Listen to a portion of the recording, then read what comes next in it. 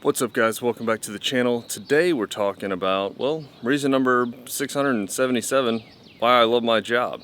Test rides. But, see this horribleness right here? Yeah, scratch my favorite pair of sunglasses. Quick recap of how this went down. It's nighttime. I am pulling into the driveway, riding my own motorcycle for a change, wearing a half helmet for the first time and I don't even know how long. It's nighttime though, and I'm wearing sunglasses so I can't see to open the trailer. So I take them off my head. I played it through many times. Take them off my face so I can see the trailer, and wham, right on the ground, just destroyed, all scratched up and ruined. And Alright, that might not have been totally accurate, but it was, you know, something like that. Why I didn't just, they're magnetic. They go on your tank. I don't know why I didn't do that. But anyway, we're talking test rides, we're talking my own bike, we're talking what I take to work. Why Harley Techs test ride bikes? All manufacturer Techs ride bikes actually. I'm gonna email Epic Eyewear because they're great customer service. I have a funny feeling they're gonna be able to come through and fix my little mistake for me at less cost than a brand new set of $150 glasses. Let's go email them before I'm ruined being up early and then I'm late to work instead of early for a change. Alright, so we're going to Epic Eyewear's website. Really seeing a way to order just the lenses. Probably just gonna email them. Dear Epic Eyewear. And done. Let's go show you what all I take to work. Extra batteries for the GoPro. Hard drive. Dongle, laptop charger, headphones, MacBook of course, and I'm actually gonna leave you guys out. So this big camera, this set, I take a picture of this. You'll see, it's a big setup. That's just what I had to put up from yesterday. That bag also has, well, other lenses, 2 of them, GoPro mounts, another hard drive for editing, more memory cards, more batteries. I have a lot of stuff I bring to work every day just to make this channel happen. So that's one reason why I don't ride my own bike much. But I haven't even mentioned why this whole video topic came up. I had a comment asking if it's common that motorcycle techs don't ride their bikes to work, since I'm always getting in and out of my car. I guess he noticed in another video. So I am curious, for all the techs that watch this channel, do you guys ride to work or not? Because while I ride every day, I don't necessarily ride my own bike. Got some new fan mail. I already opened it because I was out of coffee, and he sent me some Sumatra. Yeah, this is the Crazy Italian, another John out there in the world. Good guy. Oh yeah, we met back in April in person. He came by the dealership, which was cool. Solid stuff. Thanks, John. Also, John, don't panic, it's organic. You know, because of that sign in my kitchen. Nice touch. Coffee's brewing, work is starting. This is actually the bike we're gonna, I'm midway through stage 2 speakers, 2 pair of them, saddlebags and fairing, and new handlebars. So when I get done, we'll go ride it. I'll talk about what and why and all that stuff.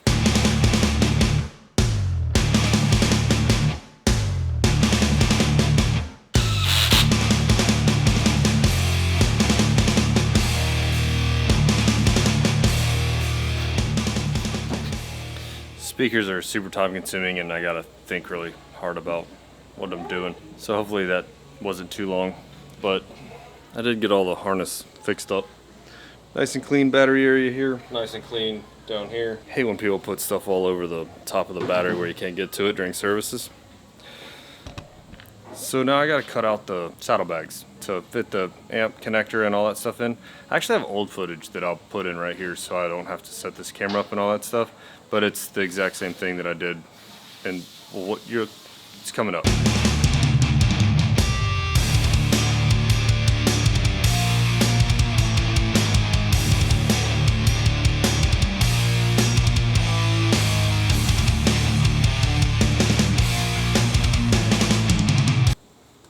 Alright, so yeah, cutting up a saddlebag, yeah, a little sketchy. Hope you all enjoyed that little bit. I've done a few of them though, so it doesn't bother me quite as much, but it's still just a little nerve-wracking. On this bike, I have to put the saddlebag speakers in. So pro tip for the day is you don't actually have to take this saddlebag off the bike to change the lid out. It's actually easier if you don't. Normally I have a really nice power tool to do this with, but I can't find my adapter, so anyway, next time you see this bike, it'll be, well, 2 new speakers and 2 new lids on it.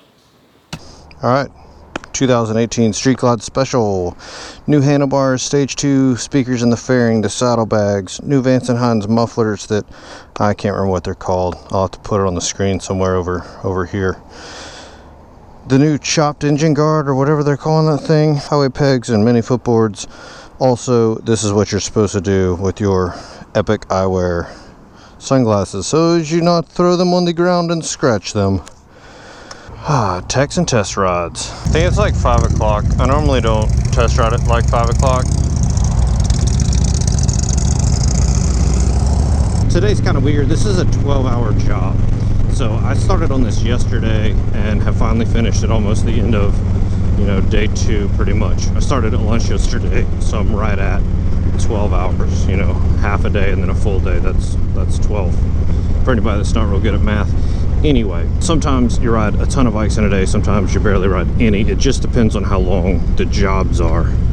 But we ride probably 95% of them. The only way we don't is if the bike is deemed unsafe and the customer declines something that would make it safe. Most commonly it's a slick tire. Every now and then you have somebody that declines like wheel bearings or something, which is insane. Is that guy changing his pants in the middle of the street? Anyway, I think for the most part people, when they have to come in and sign a waiver that their bike isn't safe, they'll usually like, oh wait a minute, hold on, it's that serious, like you won't even ride it? And they usually, decide to make their bike safe. On full services, that is part of the full service. The last little thing on my checklist is road test. And one reason why we would ride, say, a service is we may find issues that aren't evident on the bench. If you ride a bike all the time and no one else ever rides it, a lot of things change gradually that you don't recognize because it's slowly changing. So one pretty common one is the mushy brakes. That's a technical term, by the way. Every now and then we'll get some that the brake lever right here will pull all the way to the grip. Well, it didn't just one day start doing that. It gradually got worse and worse. So we'll hop on a bike and we'll instantly feel it. Low tire pressure, I feel that instantly. Granted, on a full service, I've already put air in the tires. On this bike though, with a whopping, he needs gas by the way. This bike has 437 miles on it. I'm pretty much riding this bike to check and make sure that everything I did is a-okay. Y'all saw it this morning, which was it's 5 o'clock. Yeah, I mean, for you guys it's been just a couple of minutes. For me, I'm super tired. I've been staring at this bike all day long, but I'm pretty much making sure that, from having the inner fairing off, saddlebags have been taken on and off a few times because of, making sure the speakers and the wiring and all that's good. The footboard was off, the heat shields, the exhaust was loose to get to the clutch cable, or clutch line to bleed it, all that stuff. So I just installed mirrors, the levers. Did I remember to get all this tight? So some of that stuff I checked just like last week's pre-ride, if this video comes out as scheduled. Oh, hey squirrels. I almost nailed that dude. That's an interesting thing though. So little varmint like that, dude, I'm totally taking him out. I'm not swerving over a squirrel. That'll send me out in that ditch or something on somebody else's $30,000 bike. No, that squirrel is gone. He ain't living. Now deer, there are some deer on this road too. I'm going to slow down a lot for a deer. But anyway, that is one good point though. The bikes that we don't ride, on top of the safety concerns, some things, it's just a liability issue. Every time I'm out on the road, something could happen. So super quick things like if I put grips on a bike, that's all I did.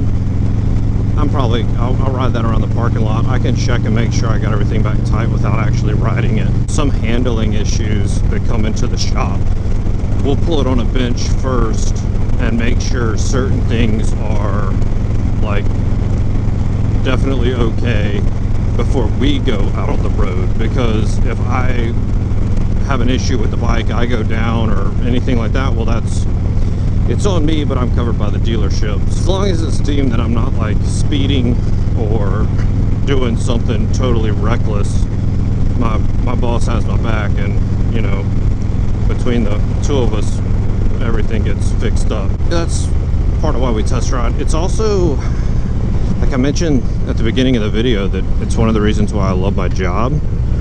Well, right now, this is the office right here. This is a day at the office. Sunny sky, riding a motorcycle. I first started looking into getting this job when I found out my wife was pregnant. Partially because I knew that ride times will start getting cut out, you know, like on top of all of the gear I carry for work, or the gear I carry for the YouTube channel, not for work. Got an itch on my nose, bro. So on top of all that gear I carry now, I might get a phone call that the baby needs diapers, but I don't have a bike with saddlebags. If I had a bike like this with these nice giant saddlebags, some of that stuff would be easier to get if I had a bike with saddlebags, but let's be honest, it'd be full of camera gear anyway. I wouldn't be able to stop and get anything because they're all jam up with giant cameras and tripods and all that good stuff. But I knew that if I was a motorcycle mechanic, no matter what happened, like, my hobby is my job. Yeah, I don't get to, you know, ride crazy amounts all the time, but I get to ride every day, which is awesome. Did I talk about how I live like around the corner from the shop? Like, it literally takes me longer to like get geared up and get my bike out of the trailer than it does to just get to work. I don't know, like I just rode twice as far on this test ride as I do if I'm riding to work. I put gas in my car like once a month. It's awesome. So that's some of the reasons why we be riding. You know what? It looks like, I don't know if it actually rained or if the scratches on my sunglasses make it seem like there's water on my visor. That's the problem with these scratches that I've got, is it makes everything all blurry. But I haven't even had a chance to check my email to see if Epic Eyewear hit me up yet or not. So I should probably like look into that. Alright, looks like Epic Eyewear did in fact email me back pretty pronto too, I might add. I asked her about the replacement lenses because I was just gonna buy some new lenses. Unfortunately, they don't offer them separately. They just sell the glasses as a whole. I asked about customer warranty policy, stuff like that. Obviously, they don't cover you if you're an idiot and you drop them on the ground. As a matter of fact, she says sunglasses wear out and will be scratched if you drop them, or don't put them in a case when they're not on your face, which is kind of funny to me for some reason. But anyway, she says that they do take warranty dissatisfaction. Is that a dissatisfaction? If someone's dissatisfied with their durability of the product, then on a case-by-case basis, they'll try to, you know, be helpful because they're dope like that. In my case, since they don't offer the replacement product that I'm looking for, they would offer a 50% off coupon in order to, you know, replace the product. Like my poor scratched glasses. She also says she really likes my YouTube channel and it's dope. I got a new pair of glasses en route right now. By the time you're watching this, hopefully my ugly mug has a brand new pair of sunglasses on its face. It's not bad. That's good customer service right there. That's pretty much wraps this one up. That's kind of some of the stuff that I carry with me to work to make the YouTube channel happen. Carry bag weighs like 20 or 25 pounds. It really sucks to wear it as a backpack on a bike, but it can be done. That's why I use a backpack type.